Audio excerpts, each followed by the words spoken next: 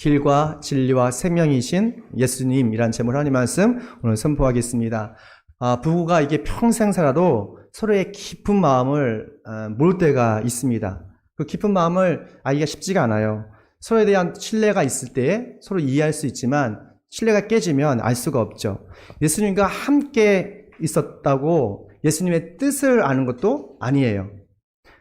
예수 그리스도를 믿어야 예수님의 마음과 뜻을 알 수가 있는 거예요.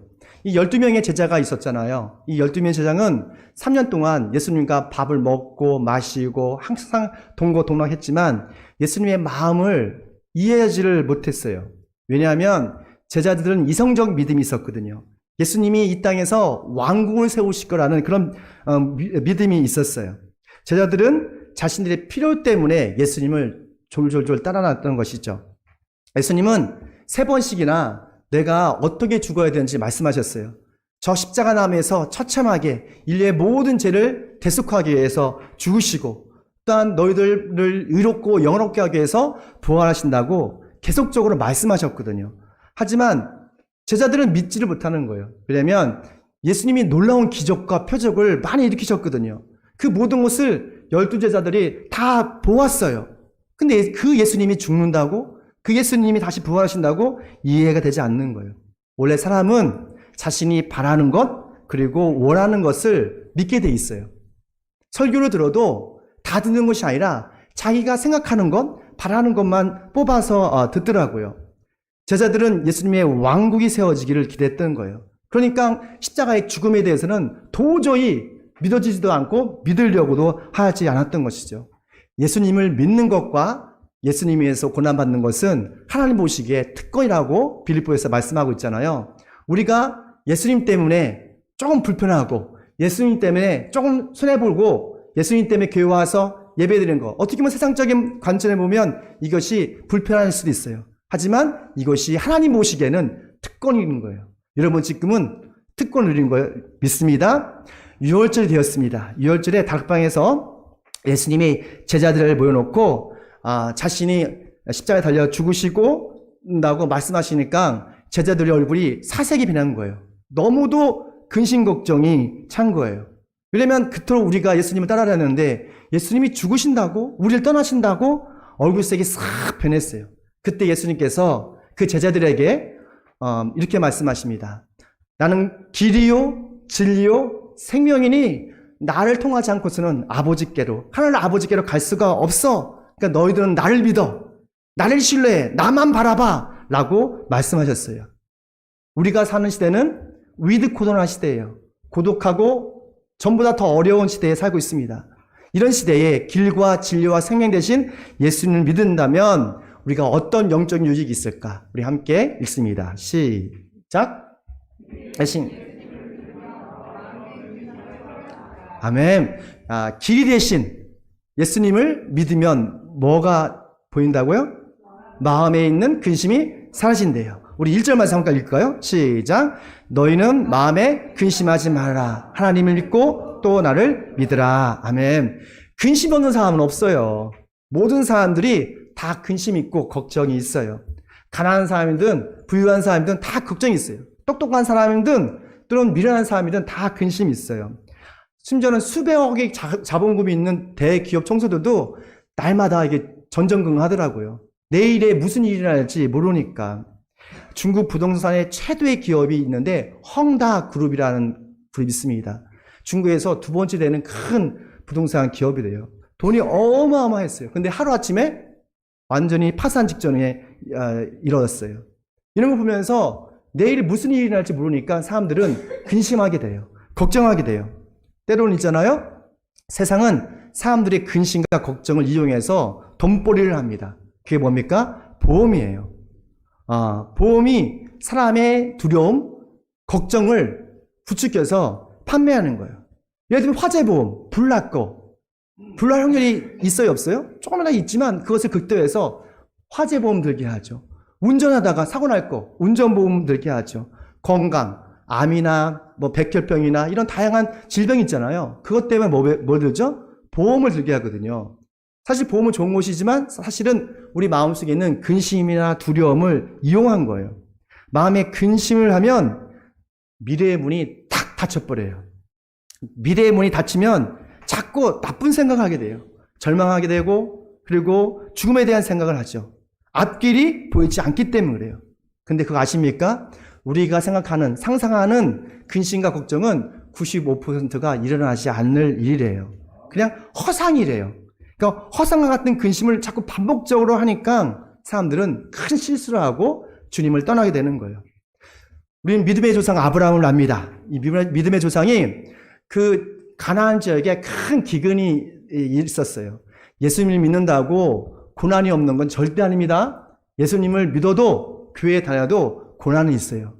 하지만 그 고난을 이길 수 있는 주님께서 지혜를 주시고 힘을 주시죠. 그러니까 이 아브라함이 너무 기근이 심하니까 이집트로 이민을 갔어요.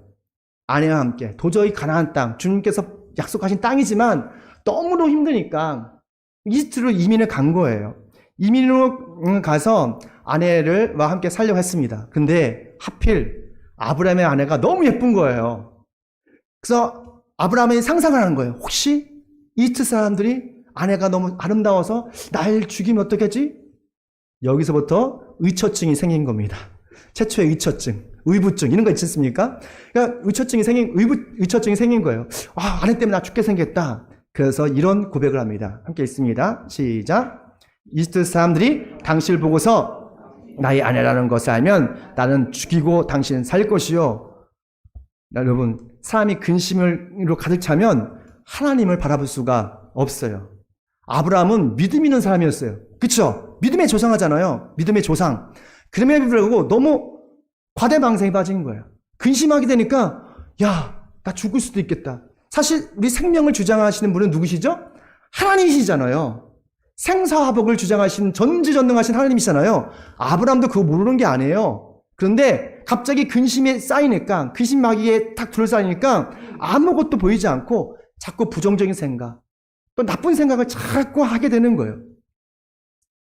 그러다 보니까 우리 아브라함이 아내를 아내가 아니라 누이라고 속이는 실수를 하게 되는 것입니다. 그런데 길 대신 예수님을 여러분 믿으면 우리 마음속에 있는 근심이 안개처럼 싹 사라져요. 왜냐하면 살아계시고 전지전능하신 하나님이 우리를 항상 함께 하시고 돌보신다는 것을 느끼기 때문에 그래요. 여러분 그걸 느끼십니까? 오늘 이 시간 그것을 느꼈으면 좋겠어요. 주님을 바라보십시오. 예수님을 믿으십시오. 그러면 예수님이 나를 인도하시고 나의 길을 열어주시는 것을 알 수가 있어요. 앞에 있는 길이 꽉 막히잖아요? 주님은 반드시 살짝 비스듬히 길을 열어주세요. 왜냐면 우리 하나님은 여러분을 사랑하실 때 끝까지 사랑하시기 때문에 그렇습니다. 하나님께서 우리를 항상 돌보시기 때문에 그렇습니다. 마태복음 6장 25절 함께 있습니다. 시작. 그러므로 내가 너에게 말한다. 목숨을 부지하려고 무엇을 먹을까? 또는 무엇을 마실까? 걱정하지 말고 몸을 감싸려고 무엇을 입을까? 걱정하지 말라. 목숨이 음식보다 소중하지 않느냐? 몸이 오붓보다 소중하지 않느냐? 공중의 새를 보라. 들에 핀 백악을 보라. 누가 심지도 않지만 항상 돌봐주지 않겠느냐? 하물며 하나님 아버지께서 너희를 도와주시지 않겠느냐? 여러분 믿으십니까? 하나님께서 여러분을 도와주세요. 예수님의 피값으로 여러분을 낳으셨거든요. 그렇기 때문에 여러분의 어머니와 아버지가 여러분을 버릴지라도 하나님은 여러분을 결코 버리지 않으세요. 예수님을 믿으십시오. 그러면 하나님의 평강을 누리게 될 것입니다. 지난주에 우리 아버지 어머니 집이 너무 허름해져가지고 그 집 테두리가 다 무너졌어요. 그래서 그거를 타일을 제가 붙이냐면서 유바라는 게 있습니다. 유바를 붙이는데 사다리 타고 이렇게 올라가게 됐어요. 사다리가 1m, 2m가 아니라 한 7m 정도 됐는데 그 중에서 한 4m까지 올라갔어요. 사다리 타보셨습니까? 한 3m 넘어가면 다리가 조금 후달려요. 무서워요, 진짜. 4m 정도 되면 그 시점이 너무 무서워요. 그래서 올라가서 같이 하는데 너무 후달리는 거예요. 그래서 동기 목사들 2명이 와가지고 도와줬는데 우리 목사님들한테 좀 저 잡아달라고. 그러니까 탁 잡아주더라고요. 밑에서 탁 잡아주는 순간 내가 미끄러지게 안 든다는 그런 확실한 믿음이 생겼어요. 그런 믿음이 생기니까 좀 두려움이 사라지더라고요. 여러분, 우리가 지금도 우리 예수님은 보이지 않는 손으로 여러분을 잡고 계신 거예요. 보이지 않는 그 손으로 여러분을 잡고 계세요. 그것이 느끼지 않기 때문에, 보지 못했기 때문에 우리가 무서운 것이지, 사실 전능한 그 위로 오른손으로 여러분을 붙잡고 계시다는 걸 여러분 느꼈으면 좋겠어요. 믿음으로 느꼈으면 좋겠어요. 그러면 어떤 역경에서도 날마다 평안을 누릴 걸 믿습니다. 두 번째입니다. 함께 했습니다. 시작. 아멘. 진리가 되신 예수님을 믿으면 하늘의 집이 보여요. 우리 이 땅에서 65평, 70평 아파트 보면 정말 눈이 휘둥그레지잖아요. 그런데 하늘의 집, 천국의 집을 생각하면 아무것도 아닙니다. 우리 2절 말씀 함께 읽습니다. 시작. 내 아버지 집에는 있을 곳이 많다. 그렇지 않다면 내가 너희가 있을 곳을 말하러 간다고 내게 말했겠느냐. 나는 너희가 있을 곳을 말하러 간다. 아멘. 예, 복음서가 있습니다. 복음서가 있는데 복음서 중에 읽어보면 예수님의 명설교가 나와요. 예수님이 처음으로 설교하신 말씀이 어딘지 아세요? 권사님, 예수님의 명설교 중에서 예수님이 처음 사역하실 때 하신 설교가 있어요. 바로 산상설교예요. 산에서 설교할 때에서 산상순이라는 거예요. 그게 바로 마태복음 5, 6, 7장입니다. 마음이 가는 자는 복이 있다 라로 시작해가지고 소음과 빛, 원수를 사랑하라, 주기도문, 무엇이든지 대접을 받고 싶은 대로 너희를 남을 대접하라 라는 주옥 같은 말씀이 있습니다. 여러분 힘들 때 마태복음 5, 6, 7장을 읽어보십시오. 너무너무 좋은 말씀이 있어요. 이 말씀의 핵심이 그런 거예요. 우리가 예수 믿는 사람은 이 땅에서 어떻게 살아야 되는가, 어떻게 가치 있게 살고 의미 있게 살고 행복하게 살 수 있는지를 알려주고 있습니다. 이것이 바로 마태복음에 나오는 산상설교, 산상순이라고 합니다. 그리고 예수님께서 마지막 하신 설교가 있어요.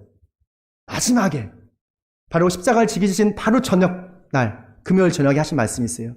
여러분이 지금 읽고 있어요. 요한복음 14, 15, 16장 말씀이에요. 이 말씀은 대중하게 하신 말씀이 아니에요. 정말 끝까지 자기들과 예수님과 함께 하셨던 제자들, 친밀한 12제자와 함께 아주 마가의 다락방에서 아주 소곤소곤 말씀하신 거예요. 이 요한복음 14, 15, 16장을 읽어보면 진리의 길과 진리와 생명 되신 예수님, 그리고 예수님의 죽음에 대해서 이야기하고 성령에 대해서 이야기합니다. 주님께서 오실 것인데 주님께서 너희들 마음속에 들어가셔서 항상 동행할 거야. 그리고 마지막으로 예수님께서 12제자 한 명 모여있는 제자들을 위해서 정말 간절한 마음으로 눈물로써 기도하는 장면이 나오고 있어요.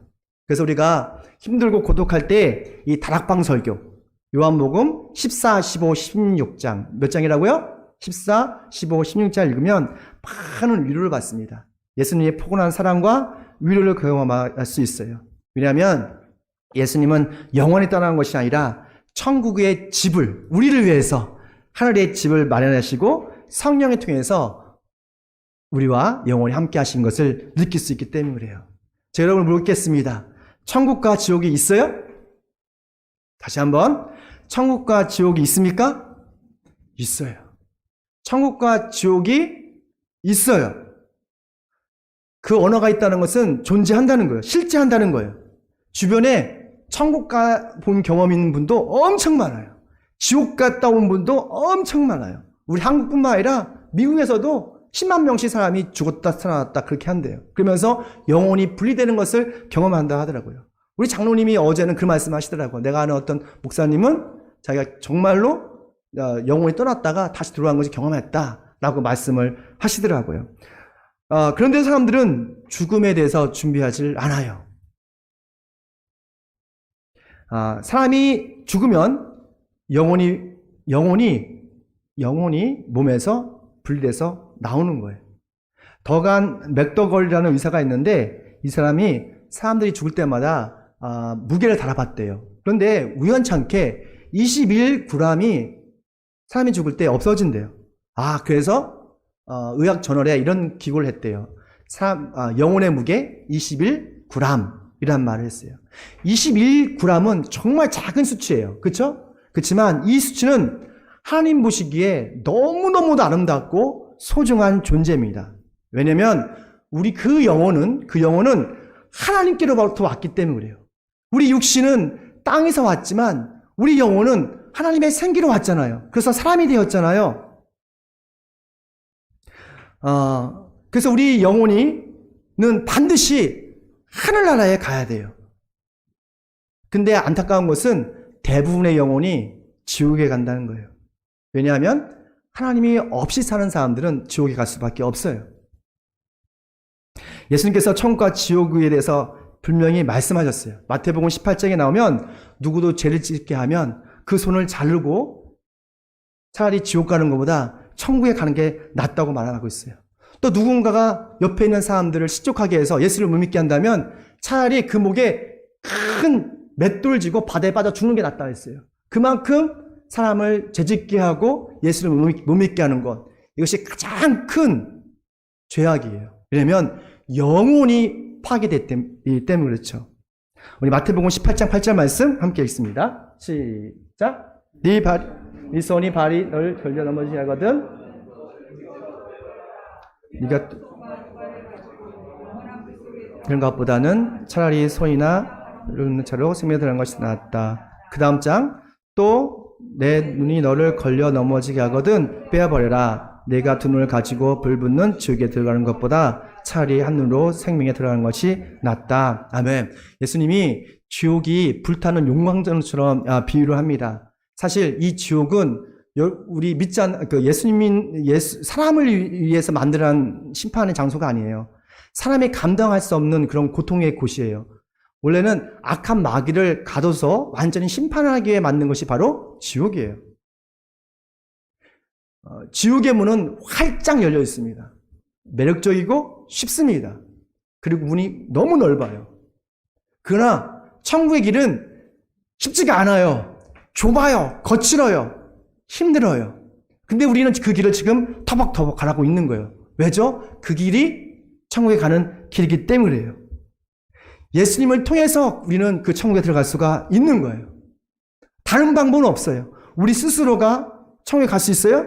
없어요. 오직 예수 그리스도. 예수 그리스도를 믿을 때에 우리는 하늘나라에 갈 수 있는 거예요. 요한복음 14장 6절 말씀에 나는 길이라 진리요 생명이다.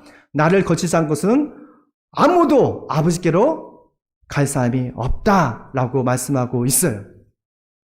우리의 본 고향은 하늘나라예요. 왜 그러냐면 우리의 영혼이 하나님께로 왔으니까. 그렇지 않습니까? 여러분 우리 추석 때 고향 가는 거 좋아하잖아요. 우리 고향이니까. 그렇죠? 우리 본 고향은 이 땅이 아니에요. 하늘나라예요. 우리는 다른 방법이 오직 예수 그리스도 통해서 하늘나라에 갈 수가 있는 거예요. 예수님께서 십자가에서 우리 현재, 과거, 미래의 죄를 다 용서해 주셨어요. 우리를 의롭게 하셨어요. 뿐만 아니라 예수를 부활하심을 통해서 우리를 영원하게 하셨어요. 여러분 이걸 믿으십니까? 그러면 이미 여러분은 천국의 사람이 된 거예요. 나사로 오빠가 갑자기 죽었어요. 그의 여동생 마리아와 마르다가 콸콸콸 눈물을 흘리고 있었습니다. 너무 슬퍼서 예수님도 오셨다는 말을 듣고도 마르다는 그냥 온 채 만 채 계속 울고 있었어요. 그때 예수님께서 그에게 이런 말씀하셨어요.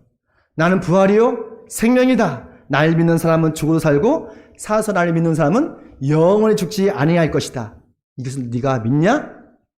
여러분 믿으십니까? 여러분 이걸 믿으면 어떤 역경에서 여러분 행복해 하셔야 돼요. 여유가 있으셔야 돼요. 제 얼굴 보십시오. 항상 설교할 때 웃지 않습니까? 왜냐면 설교할 때 감사해서 그래요.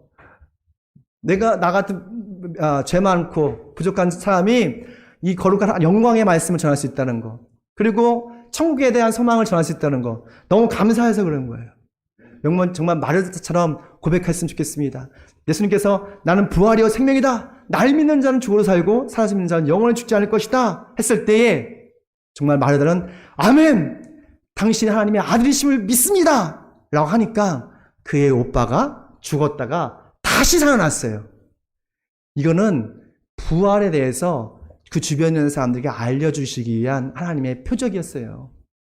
여러분도 부활할 것입니다. 늙고 쇠약한 그런 모습이 아니라 영광스러운 모습으로 부활하실 거예요. 그것 때문에, 그 부활의 영광 때문에 우리가 예수 믿는 거예요. 전 그것 때문에 예수 믿어요. 정말 그렇습니다. 난 그 부활의 그 영광스러움을 다른 것과 비교할 수 없기 때문에 예수 믿는 거예요. 이 길을 또박또박 가는 거예요. 정말 이 말씀을 여러분 가슴에 품었다면 여러분 마음은 바로 천국이 된 걸 믿습니다. 정말 예수님을 믿음으로 통해서 썩어져가는 세상에 소망을 두지 말고 정말 영원한 하나님 나라를 소유하는 저희 되시길 축원합니다. 마지막입니다. 함께 있습니다. 시작. 아멘. 생명 되신 예수님을 믿으면 뭘 누린다고요? 영생의 복을 누리게 됩니다. 사람은 창조주 하나님의 형상으로 창조됐잖아요. 여러분을 보면 다 달라요. 우리 하나님은 창조주적인 하나님이시기 때문에 아주 사람의 눈, 코, 입 다 있음에도 불구하고 얼굴 다 달라요. 놀랍지 않습니까? 근데 여러분의 모습 속에 뭐가 있냐면 image of God, 하나님의 형상이 있어요. 사람을 쪼개면 복잡한 DNA가 나옵니다. 그러니까 우리는 그 DNA를 통해서 창조주 하나님을 알 수가 있어요. 우리 함께 보시면 신의 언어라는 신의 언어라는 책을 쓴 프랜시스 콜린스라는 사람이 있습니다. 이분이 인간의 모든 DNA를 다 해독했어요. 인류 최초로 31억 개의 유전자 서열을 해독했어요. 근데 이 해독을 하다 보니까 생명의 암호가 작동하는 그 완벽하고 정교한 질서 속에서 인간을 창조할 때 사용한 하나님의 언어를 발견했다고 고백을 해요. 정말 무신론자였고 철저한 무신론자였음에도 불구하고 그가 이 인간의 DNA를 해독함을 통해서 이거는 우연히 만들어질 수 없구나. 너무도 정교하고 너무 질서정연한 것. 이것은 창조주 하나님만이 할 수 있는 거라고 합니다. 우리는 일터에서, 직장에서 그 일을 통해서 하나님을 발견할 수가 있어요. 창조주 구원 하나님. 하나님께서 하나님 형상대로 사람을 창조하신 목적이 무엇일까요? 그것은 바로 하나님처럼 영생을 주시기 위해서요. 여러분에게 하나님처럼 영생을 주시기 위해서 여러분 하나님의 형상대로 창조하신 거예요. 우리는 예수님을 믿는 순간 신적인 존재가 되는 거예요. 하나님의 자녀라는 것은 그런 의미예요. 피조물은 태어나고 만들어져서 성장해서 썩어져 사라집니다. 그런데 예수 믿는 사람들은 영원한 생명을 누리는 존귀한 자가 되는 거예요. 다시 말하면 하나님의 절대적인 통치권을 여러분이 받게 된다고요. 어디 가면? 하늘나라 가면. 그리고 예수님을 생명되신 예수님을 믿으면. 우리 요한복음 있습니다. 여러분 말씀 믿죠? 진짜 믿죠? 이거 읽고 마칠 거예요. 시작. 아버지께서는 아들에게 모든 사람을 다스리는 권세를 주셨습니다. 그것은 아들로 하여금 아버지께서 그에게 주신 모든 사람에게 영생을 주게 하려는 것입니다. 영생은 오직 한 분이신 참 하나님을 알고 또 아버지께서 보내신 예수 그리스도를 아는 것입니다. 할렐루야. 예수님께서 오신 목적, 우리에게 영생을 주시기 위해서. 영생은 하나님과 그의 아들 예수 그리스도를 아는 것, 믿는 것이에요. 하나님에 대한 지식을 넘어서 하나님을 경험하고 하나님을 알아서 영원한 생명의 삶이 되길 소망합니다. 함께 기도하겠습니다. 우리 기도할 때에 찬양한 거 하시고, 하나님, 우리의 길과 진리와 생명 되신 예수님, 마음의 독서와 같은 근심이 일어날 때마다 길 되신 예수님을 더욱 믿고 신뢰하게 해달라고 기도하시고, 진리가 되신 예수님을 바라보면서 천국의 집을 바라볼 수 있게 해달라고, 그리고 생명 되신 예수님을 생각함으로